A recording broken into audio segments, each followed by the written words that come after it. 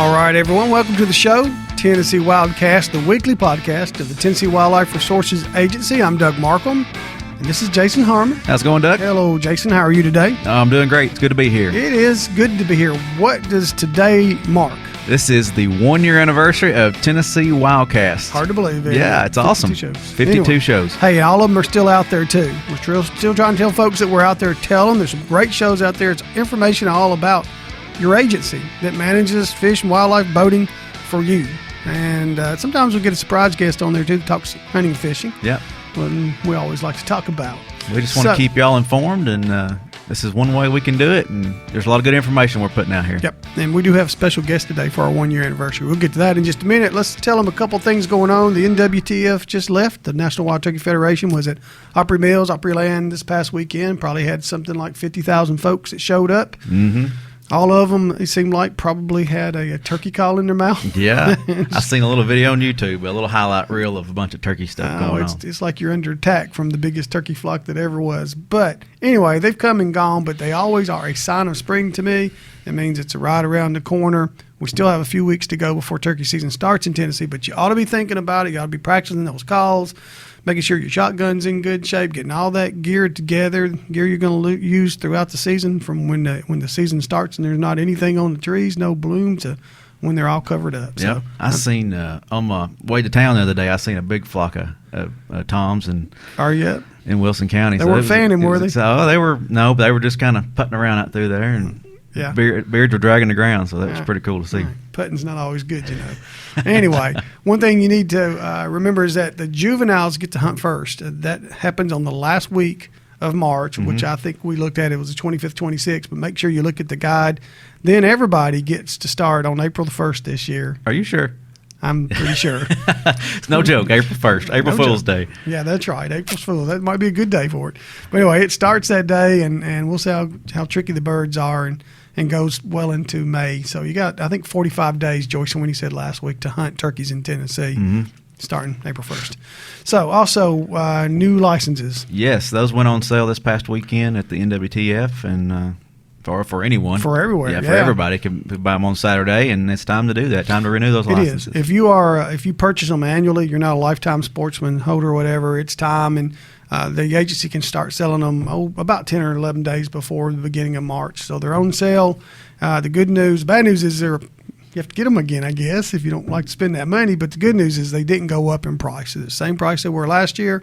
And let's show them Ralph McDonald's artwork. Sure. This is an option that you've got this year. And I say option, it's $5 if you want to get it. It's a hard copy size of a credit card, goes in your wallet. Real easy to keep up with your information, and we're calling them a collector's license because Ralph McDonald is a special person.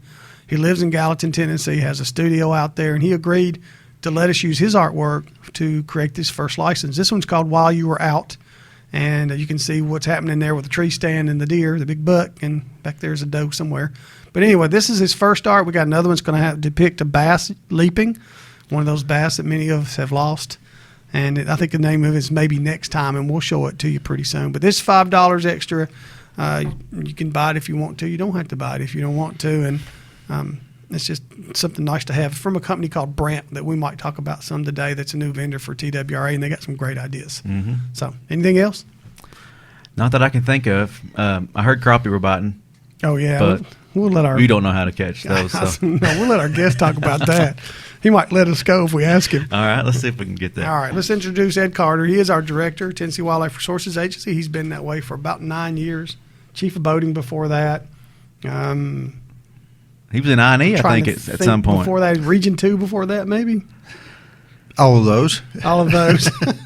Director Carter has helped us start our hunter education program here, our boating education program here, and all those programs in between you probably had something to do with through the years.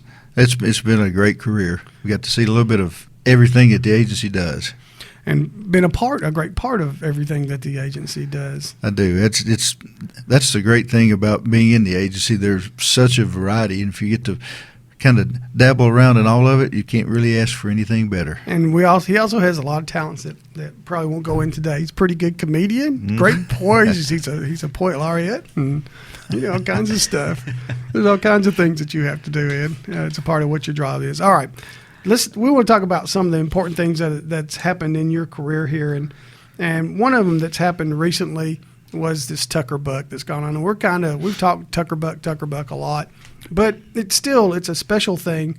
Not everybody's going to go out and harvest a 47-point buck that breaks records and all that, but we got to be a part of it, Director Carter, during your era. And what's your thoughts on that? It's something that you always think about as a hunter, that maybe that will happen to me someday. And then the other side, of course, is what that means for the state of Tennessee. And I've already heard from people really all over the United States, especially from other directors of the other states, going, wow, you guys must be doing something right. Mm-hmm. And oddly enough, I didn't really recognize when the Tucker buck was first coming in and we were doing all the scoring that there are so many others, not exactly obviously in the same class, but very similar in terms of the non-typical racks that some deer have, and I don't know. I'm just still kind of in shock, but it's great. It is, and that must be fun to talk to some of your counterparts. Directors talk to directors. You're on a lot of same committees that y'all get together across the country and do, and that must be pretty neat to talk to them. And because I don't think Tennessee is where most of them would think this potential world record. It's still got one more step to go, but it's a great buck regardless. And Tennessee may not always be thought of as that championship kind of state, but we got big bucks. And then we have, of course, the typical racks too, and that have scored real high. Some of them way up in the 1, 2, or 3 in the southeast. So things are really coming on, and I've been proud to see it. I guess we should note that it's not the world record total; it's right. The world record taken by a hunter. And my counterpart in Missouri gave me a call and said, "You guys, this is not the world's record." And I said, "Sure it is." He said, "Nope, we still have it, and this is what it is." And I said, "Well, if you want to talk about a buck that you found dead somewhere, it was hit by a car or something, okay, but we're talking about the real thing here." So we do have fun jabbing back and forth. Messing with each other. Oh, yeah. They call that the Monarch. Is that the Missouri Monarch or something like that? And yeah. 333 inches. Ours is 312. But again, if you found a 16-pound smallmouth floating on the water, it wouldn't really be the record, would it? No, it wouldn't. All right. I think Not in my book. Not in your book. Speaking of books, we're going to get that in a few minutes. Another record got broke and during your term here, Director, that I didn't think we'd ever see go away, and that was the state record largemouth bass. So that happened a couple years ago by a young man over toward Chattanooga ways. And how was that as far as everything that you've seen through the years? Where do you put that on the scale of fun? Well, it means so much in so many different realms, depending on what hits you most. But for us, of course, it's a resource, and for the fishermen, it's not only the size of the fish, but the opportunity of maybe having that prize someday and what it means. And then we also hear back from all the folks around, especially around Chickamauga, going what that's meant to them in tourism and all those kind of things. It does go to that, and it was taken out of Chickamauga, and it's a big bass. And there were some questions about the other bass that was caught 50 years ago. To me, we know now everything there is to know about this bass. So I think it'll stand for a while. Well, there's some speculation, but with the strain of Florida bass that the agency's been involved in on some lakes, Chickamauga being one, that it may go quicker than we think. It could, yeah. Who knows? But I'd certainly be proud to be anywhere in that category of being close. Yeah. We're producing some big bass out of there. Mm-hmm. And speaking of fish, while we're on it, you were making Jason and me feel bad before the show got going that you're getting some good crappie reports out of Kentucky Lake. Two of my really good friends both live actually on Kentucky Lake. The words they used was on fire. They said it was just unbelievable what they're doing with crappie, and not just numbers but size. So I don't know why we're sitting here. We should all be taking the day off. Every time I take Jason, we don't get on fire, do we, Jason? Well, I wouldn't call it on fire. We're going to try to get on fire. I get the same thing back when I go hunting. Karen, my wife, she'll go, "Well, I'll go ahead and get the skillet greased." Because I don't come back with something every time, and it'd probably be the same thing fishing. Hey, it's not hunting and fishing if you don't have a down day every now and again. That's right. All right. By the way, we also have state record tilapia, but that's another story that's going on over on Old Hickory here in Tennessee. If folks want to go catch some fish, they're a little different. Director, you've been at the agency since the early 70s, and I know we asked you this last time, the first year, a year ago, we asked you that. You go back and watch it if you want to. But I'm going to ask you again why it's current. What do you think is the most, I don't know, the most important thing or the most unique thing or the biggest change that you've seen in your career at TWRA? Well, that could be several different answers probably, because I kind of put them in different categories. But overall, I guess I've been most amazed about is how wildlife populations have not only increased, but maybe even stabilized in some areas where there's massive loss of habitat, I guess, for lack of a better word. A lot of development, and with 87 people a day moving to Nashville, I understand why we need all of that. Is that right? But at the same time, I look around and there's people. I had a friend tell me, he said, I took my buck last year while I watched people going out the state capitol building. So that it's just amazing to me that the wildlife populations have adapted, and we're doing our best to secure some tracts of land throughout the state strategically in certain places to make sure that as we go forward, that not only the wildlife has a place to be, but also that people who enjoy wildlife, whether it's watching, hunting, or whatever it is, will have a place to do that. Okay. Do you see, is the future going to be, is the restoration era over? Could it come back? Are we still restoring some things? Or is the future of TWRA going to be trying to handle issues with overcrowding of wildlife with people?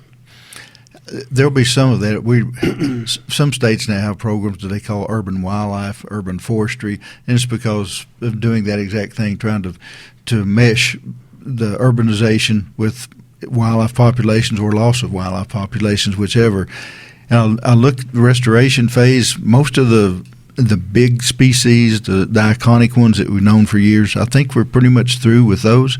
But I look at, for instance, in the last 2 years, there have been a few lawsuits that have been brought forward to the U.S. Fish and Wildlife Service over species that we never even think about in terms of the general public. If you work with them every day, they're part of your radar. But some of the things that are on the endangered species list or those that are in need of management, there were 400 and plus species that were brought forward, and 87 of those were in Tennessee. So I think in terms of restoration, that kind of restoration will always be there. That will either be protecting or trying to restore those animals in the particular habitats that they have a specific niche for. Okay. And in our agency, that's would be the biodiversity program. Is that what that is, or does it go beyond just biodiversity? Well, it is biodiversity in the terms of those things that we typically don't hunt or fish for, but Tennessee is so rich, for instance, in mussels. We have the greatest freshwater mussel source in the United States. We're listed as being the third most biodiverse state of any inland state in the nation. The Duck River is supposedly one of the three most biodiverse in the world. So we have all those kind of things, but the great thing is that while you're trying to protect a mussel, you're also protecting a smallmouth, and all those things fit together. And I think that's been our challenge, is to make sure all those things do mesh together in a way that we can enjoy them from whatever aspect a person likes to do that. Did you, in your early years here, when we were going through the restoration phase with deer and turkey and whatever else, did you physically go out and do some of that as you were a commissioned officer, but you worked more out of the Nashville office, I think, most of your career. Most of it, except for I was in 7 years, I guess, in Region 2. But for the most part, yeah. But because of being out of Nashville, I got to work all over the state. So spent many, many hours, trying to net turkeys to restore all over the state. And then in the very earlier part of my career, it was moving deer. So you actually moved deer at one time? Yeah. That's awesome. Go ahead. I'm sorry, I interrupted you. No, that was it. Okay. What part did you go to move deer in? Most of mine was actually in the Middle Tennessee area, and as you might remember, up in Upper East Tennessee, Central Peninsula for some people, and it later became Chuck Swan. That was where a source of a lot of those deer came from, and then off of Fort Campbell here in Middle Tennessee, and then out of Cheatham, our wildlife management area just outside of Nashville here. Those were all important spots for deer restoration and where they came from. Was one more enjoyable? And I mean, it's hard work. It is hard work doing. I've talked to a lot of the biologists that did it and the deer, and I participated a little bit in the turkey, more as a picture taker than all you guys that were working hard. But was there one that was more enjoyable for you than the other? I know they're hard, but was there one that you said, man, I look forward to getting up and doing this today? I really actually enjoyed the turkey trapping.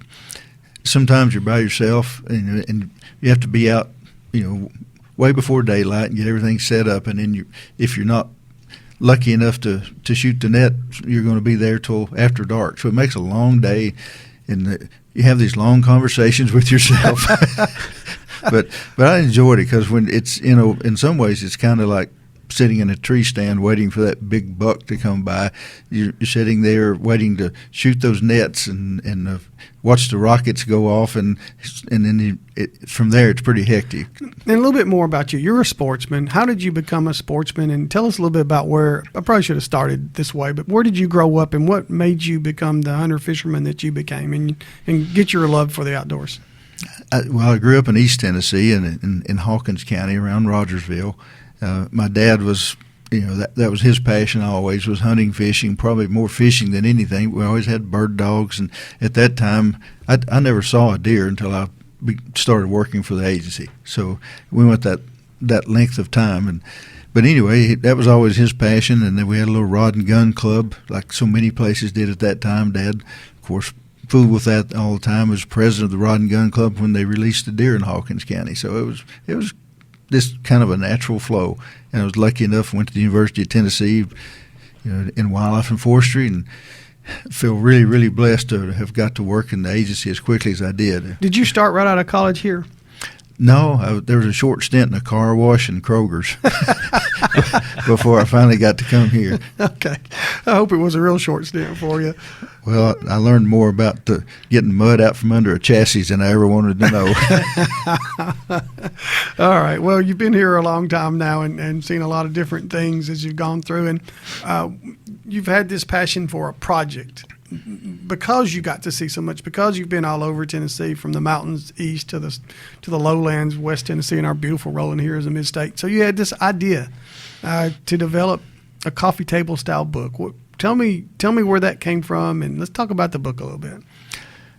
Some of the places I'll go, especially in visiting some of the other state agencies or in wildlife agencies in other states, and also with the U.S. Fish and Wildlife Service, I would see so many pictures of their people doing things, and I thought, well, we ought to do that with our folks. But I didn't want just a picture of somebody, seining a pond or somebody checking a bow, whatever it happened to be. I really wanted it to be scenic. And Tom Wood, who was one of our law enforcement supervisors for a number of years, and I worked with Tom for a long time.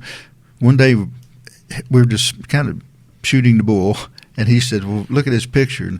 And he had a picture of our guys seining a pond early in the morning, the mist coming up off the pond, little concentric circles going out with a big, beautiful tree in the background. I said, Tom, this is what I'm talking about. This is the kind of picture we need. And so I said, I'm going to do a coffee table book. I'm going to write this book. Well, 2 years later, I decided I'm never going to write this book. So I asked Tom if he would be interested in providing the pictures. I went to Larry Richardson, who actually hired me when I came to work in the 70s. And Larry was an artist or is an artist now and a writer, and worked with Ducks Unlimited for years. But anyway, Larry said, yeah, let's do this. So literally, we said, okay, now we need somebody to handle it for us. So we went to Julie Schuster, who's the executive director of our Wildlife Resources Foundation and also an ex-commissioner. So we brainstormed for literally about a week, and then it just took off. And we searched for names, but we finally came up with calling it the Wilderness Legacy. Okay. All right. And we got a few photographs of it. And, I mean, this is just taken off of my cell phone that we've cropped. This thing is a beautiful book, and what's the idea behind it, Ed? Starting from the beginning to end, are you in different parts of the state? Do you go east to west? How's it work? Tennesseans know we're divided into three. The Tennessee River gives us East, Middle, and West Tennessee, and each one of those, because there's geographic differences and all the things that go with it, the habitat and the kind of wildlife resource management we do there is different. So the book is divided into those sections. It goes to East, Middle, and West Tennessee.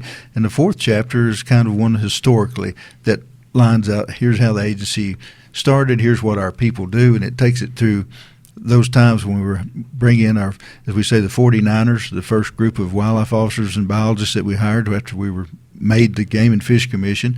and then it takes it from that up into modern times and shows some of those programs that we're doing now.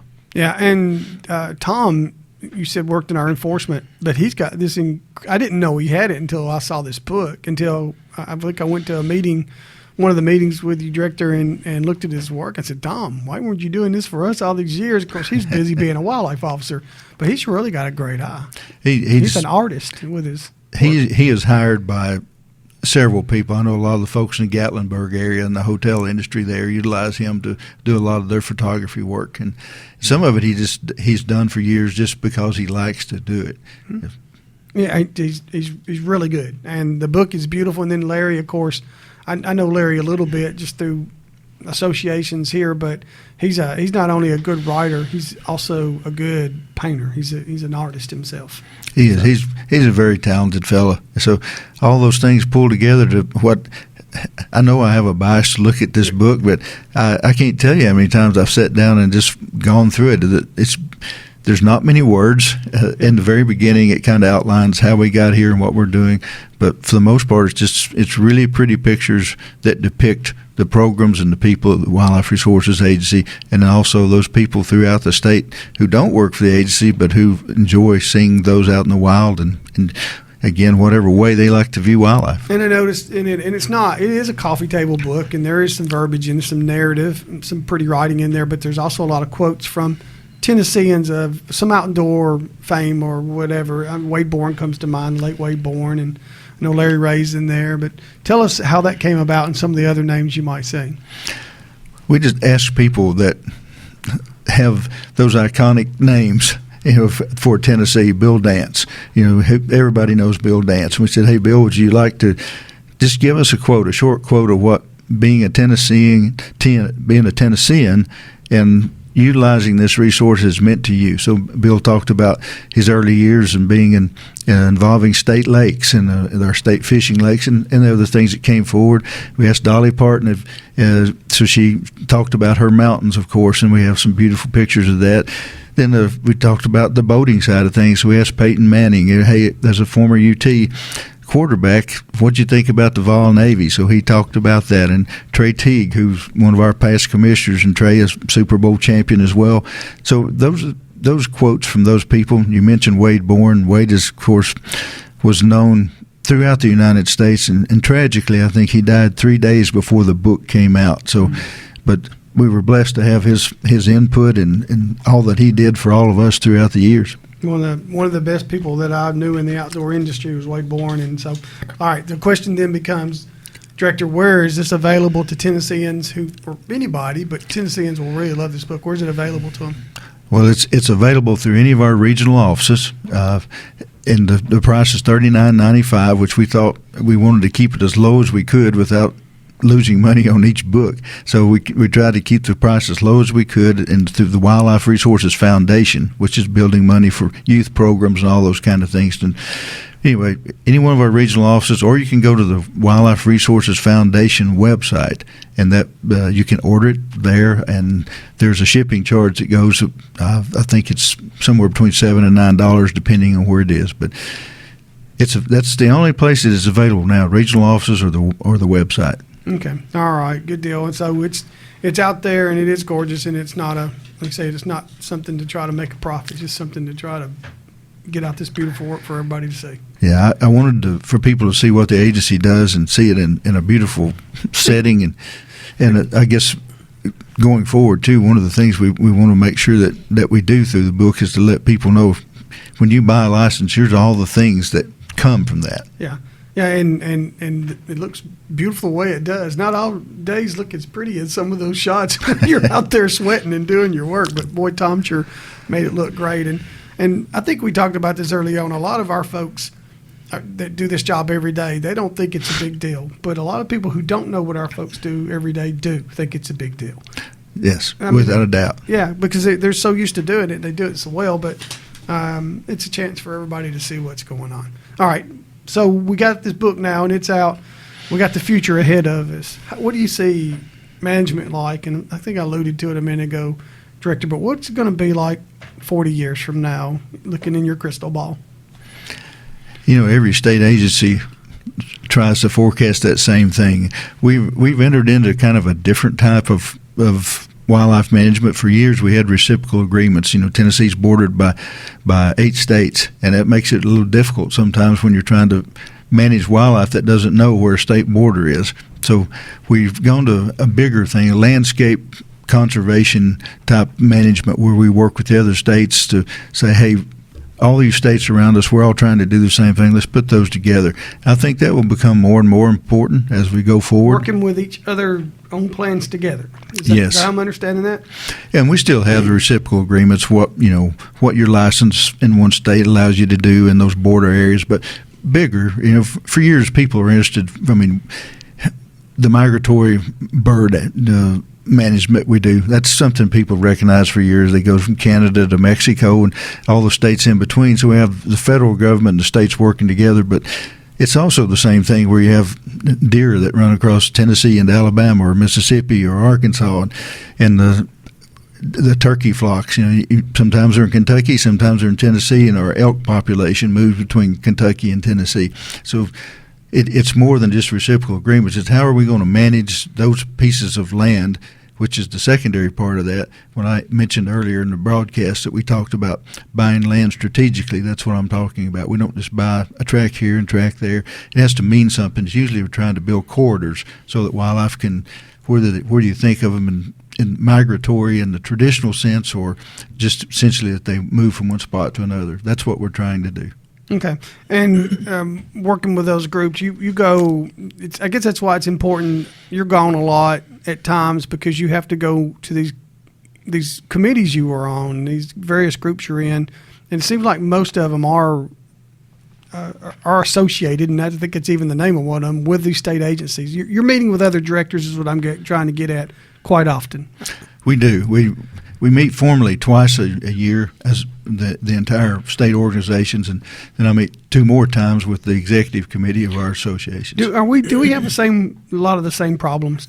Even if a state that's way up in New York or New Jersey or whatever, are they similar?